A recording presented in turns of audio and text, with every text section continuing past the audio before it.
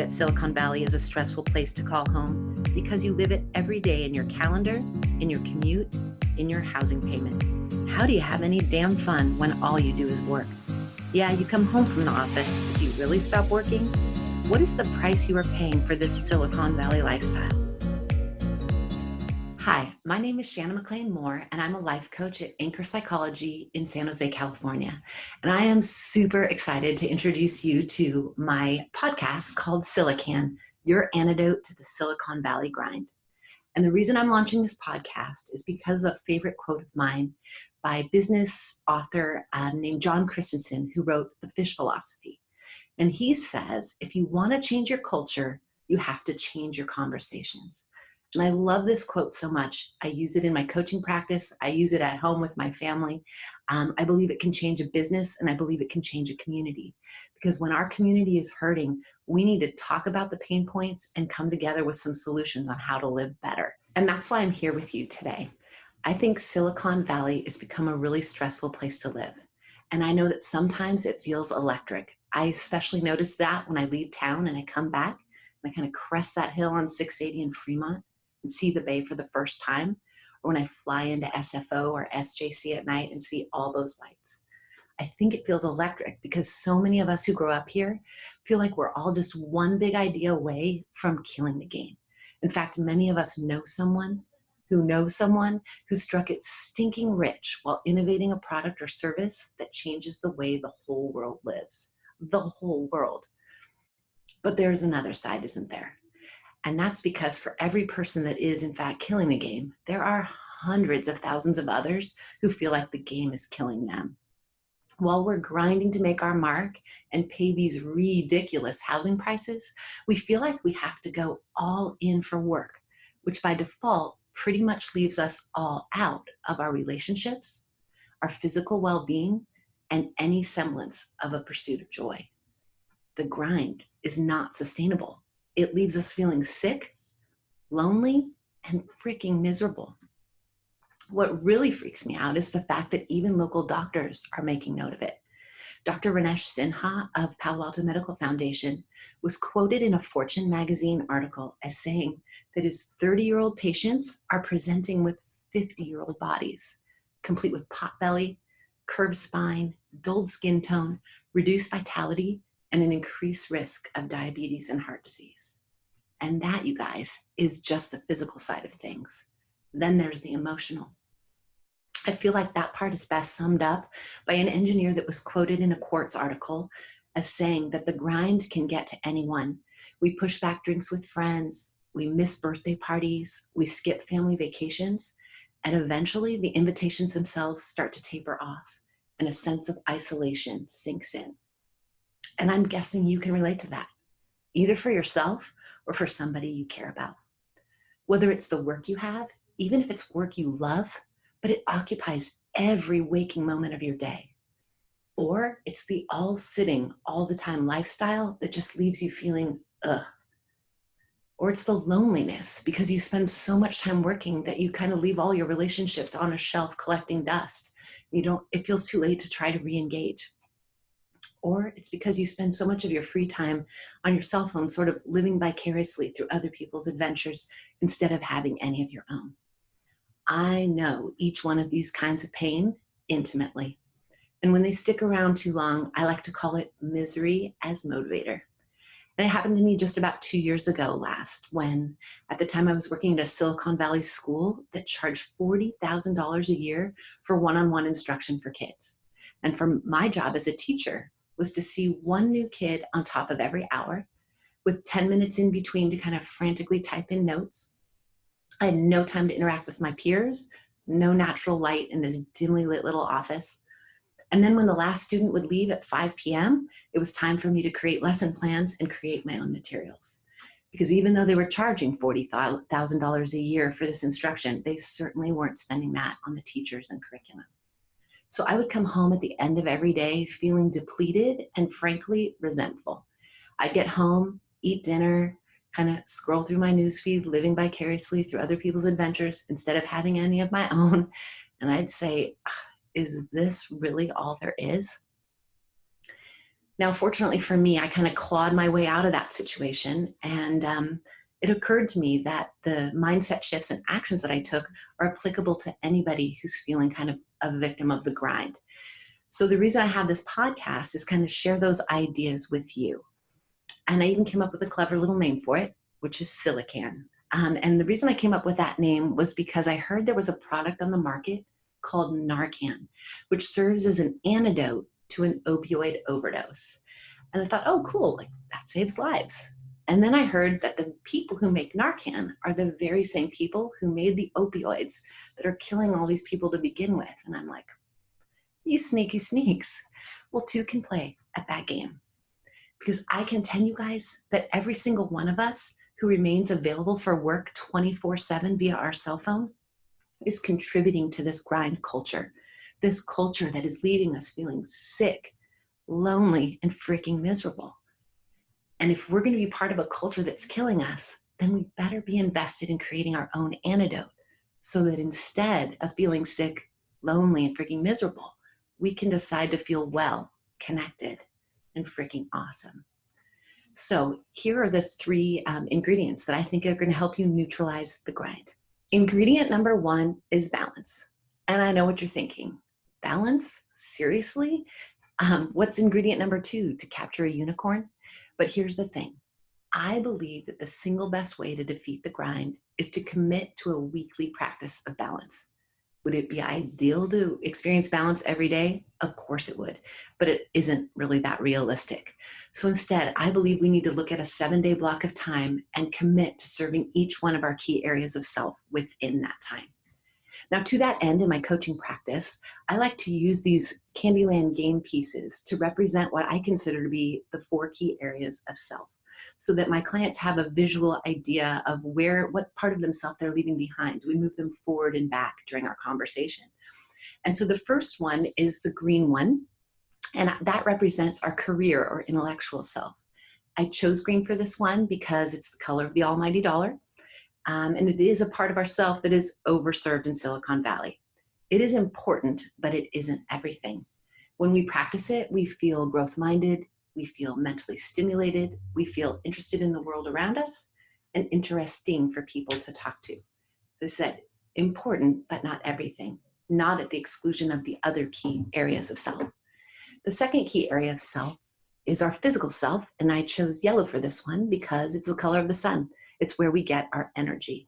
It includes sleep, exercise, nutrition, and seeing the doctor regularly so that anything small brewing within us can be dealt with before it becomes a life-changing problem. When we don't take care of our physical self, we often feel tired, grumpy, lethargic, and frumpy. But when we do take care of our physical self, we tend to feel energized, strong, maybe even frisky. The next key area of self is our relationship self. I chose red for this one because it's the color of hearts and love. And I believe each one of us need a village of people around us. For an introvert, that village will be small. For an extrovert, it'll be larger. But we all need to know that on our very worst day, that people are going to come running to pick us up off the floor and make us know it's going to be okay. And on our very best day, we need to know that those same people are going to come running to celebrate our win with us. And each day in between, they will be there to validate this journey of life. Now, when we don't take care of our relationship self, we tend to experience drama because it turns out that people do not like to be ignored. In extreme cases, we start feeling lonely or isolated because the people we care about will carry on to interact with people who do make them a priority with their time and energy if we do not.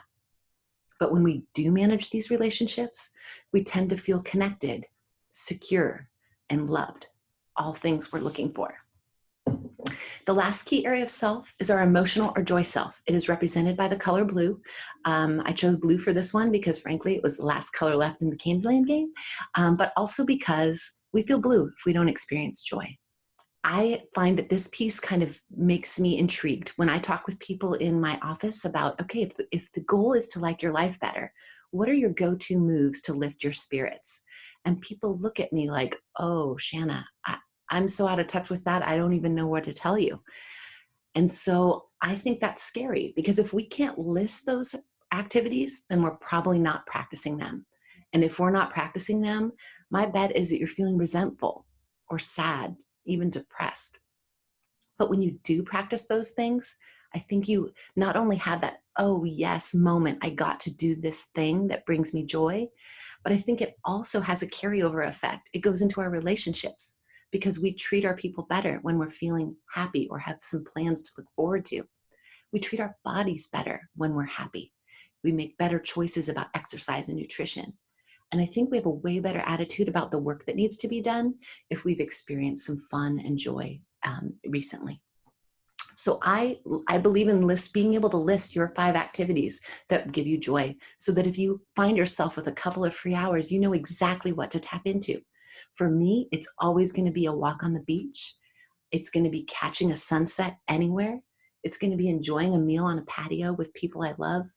It's going to be creative writing, or it's going to be listening to books and podcasts that are about possibility and positivity, because they light up my spirit in a way that gives me hope. So I want to know what your 5 things are. Again, if you can't list them, you're probably not practicing them. And then you're probably feeling resentful, sad, and depressed. But when you are practicing joy and serving your relationships, your physical health, and your career self, I believe life starts feeling really sustainable and enjoyable. With my clients, I like to focus on what I call the real to-do list. It isn't the same kind of to-do list you probably have on your own refrigerator or by your desk at work, because it isn't all about the business things you need to do. It's not about chores and obligations. It's building that balance into your week by purposely writing goals for each of your key areas of self. So at the end of every session, we will have 3 goals to move you forward in your career or your intellectual growth, 3 goals for your physical self, 3 for your relationships, and 3 for your joy. So I'd love you to ponder what activities would give you joy, so that you could put them on a to-do list, so you make sure to get them into your week. So go ahead and reply in the comments what your goals would be in each of these 4 key areas of self. What do you want to do for your career or intellectual self? What do you want to do to treat your body better? What relationships need some love and attention? And what activities are going to give you joy that you can practice this week? So ingredient number 1 was balance. And ingredient number 2, in keeping with the theme of the bees, is boundaries. And this part to me is inspired by another quote that I love, which is, you can't live a positive life surrounded by negative people. And I like to add on to that a little bit and say, you can't live a positive life surrounded by negative people and input. And here's what I mean by this. First, the people. To get to the level of connection that we all need to have these people in our village, those people that will be there for us on our worst day and our best day and all the way through, it requires a huge weeding out process. And sometimes we lose good people along the way due to silly dramas that get out of hand. And sometimes we keep people around out of a shared sense of history, even though they no longer serve the person we are today or the person we want to become. And as I was pondering that, I ran across a quote by motivational speaker Jim Rohn, who says, "You are the average of the 5 people you spend the most time with." Now, when I first heard that quote, it was like, whoa, who are my 5 people? And what do they say about me and where I'm going? And I realized that sounds an awful lot like the peer pressure conversation. And for those of you who are young in the audience, you're probably rolling your eyes already. I am sure at your age, I was too. Because peer pressure seems like really, but I believe that it's actually more than just peer pressure. It's more like peer normalizing. Because I believe that the people we spend our time with become our idea of what normal is, our idea of what everyone is doing. It becomes our little microculture of expectations that we have for ourselves. So for the younger people in the audience, possibly, if you have friends that are not really into school, don't want to get a job, get high a lot, and play video games all day, and that's who you surround yourself with, you think that's a perfectly normal way to spend your youth. And so if your parents say, come on, you got to get to work, you go, Mom, Dad, relax. That's what everybody does. Even though it's true that all around you are other circles of people who are more growth minded and maybe have a healthier lifestyle. But we parents don't get off the hook either. We spend an awful lot of time sort of micromanaging the microcultures that surround our children, but we're not really paying attention to who we surround ourselves with. So are we surrounding ourselves with other adults who have a healthy mindset, who are eating and drinking in moderation, getting exercise, having fun and healthy ways, pursuing new learning and experiences? Because that impacts what we view the possibilities for ourselves as well. So when we all surround ourselves with people who have an eye for growth and balance, then it becomes more of a normal expectation for ourselves. The other part of boundaries is about input. Now, I don't know about you, but when I wake up every morning, I am flooded with notifications from the various news outlets that I subscribe to. Basically, it's a survey of the worst the world had to offer while I was sleeping. And when I click into those stories, I just find my anxiety levels rising. And if I get into the comment sections, forget about it. I might as well stay in fetal position all day long, right? But no, I can't do that. Then we all slip into our workday, that it has its own stresses and pressures throughout the day. And if we have people to care about, we're also getting pinged day and night from people that we care about who may be struggling. They may be having good days too, but a lot of times we're hearing about the struggles. So that takes us to dinner time, right? And we've had all the news and world events. We've had our work pressures, and we've had people we love flooding us with requests and a shoulder to cry on, perhaps. And then what?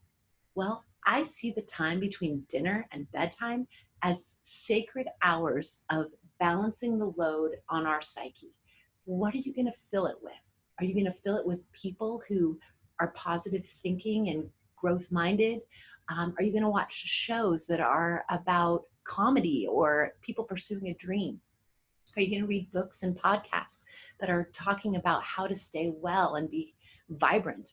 Or are you going to fill yourself with more negative content that just adds to the load on your psyche? I think it makes a huge difference. So I think that's another part of the input. We have to be very mindful of who and what we allow in and who and what we push out. Ingredient number 1 was balance. Ingredient number 2, boundaries. And ingredient number 3, following our B theme, is bravery. Now, bravery is a funny word for me because I feel like it really belongs to the first responders of the world who are running in when I'm trying to run the heck out. But I feel like we need to label those people as the heroes they really are so that the rest of us feel comfortable accepting that word as a way to describe ourselves, brave. So I think there are 2 ways that we need to be brave in order to love our lives. The first one is in our authenticity. One of the things that really freaks me out in this modern day world of ours is the ability to edit ourselves in virtually every place we would present ourselves except for live, right? Every Instagram, Facebook, in all the social media, people use filters and ways to completely edit their appearance. I think it's a really dangerous thing to do because what it does is if you're going to see these people in person, eventually they're going to have to see you as the real person that you are. I suppose if all your followers are overseas, you might be able to pull it off. But for people like me who are running into the people that I'm connected to in my daily life, the very last thing I want them to think when they see me is, oh, that's her. I don't want anyone to think of me as a liar. I want to represent myself as the person that I really am, because I think that goes back to our village again. If you want these deep, meaningful, rewarding connections that are going to be there for you on your very worst day and your very best day, then they need to see who you really are, not the way you think you look better on all of the media platforms. So I think it's important because if a person is questioning your integrity over the way you look, they're probably also wondering if you're representing yourself truthfully in what you value and what your interests are. The real connection comes from all of us stepping forward as we really are. The second way that I think we need to be brave is in taking risks.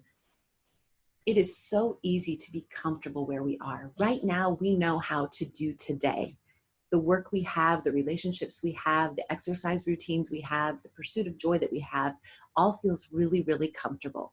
The problem is if we stay here too long with the same old, it somehow slips away from being comfortable to a little bit boring. And after it becomes boring, if we stay there still, it feels more like rotting. And I think we need to be very comfortable in taking risks for growth before it ever gets to that point. Because once you feel like you're stagnating or rotting in just your everyday same old, you're less likely to take any risks because you're operating from a place of feeling quite low. So I think we have to be really committed to serving our growth by keeping an eye out for something that catches our imagination, something to try, something that we will undoubtedly fail at the beginning, but we will learn so much and grow so much and feel really alive. And that's the real point of it all. So to recap all of these 3 B's that I think are going to help you like your life way better, we have balance, serving each one of our 4 key areas of self so that everything feels sustainable and enjoyable. The second one is boundaries, being really conscientious about who you're letting in and who's staying out, what is coming in, what needs to stay out. And the third is bravery, being brave enough to say, this is me, like it, love it, or leave it. Because even when they leave, we'll know who our people are, and that's what we're looking for. And in taking those risks, because even though it feels safe and secure right now, it will eventually feel boring if we don't keep nudging ourselves forward. In the podcast, I will be interviewing people from throughout Silicon Valley to discuss these 3 B's, the balance, the boundaries, and the bravery that make for a life you love instead of feeling more like a byproduct of the grind. You can find us at SiliCAN the podcast on Spotify, YouTube, Instagram, and Facebook, where we'll be releasing new episodes every other Wednesday. Please tune in. Look forward to talking with you.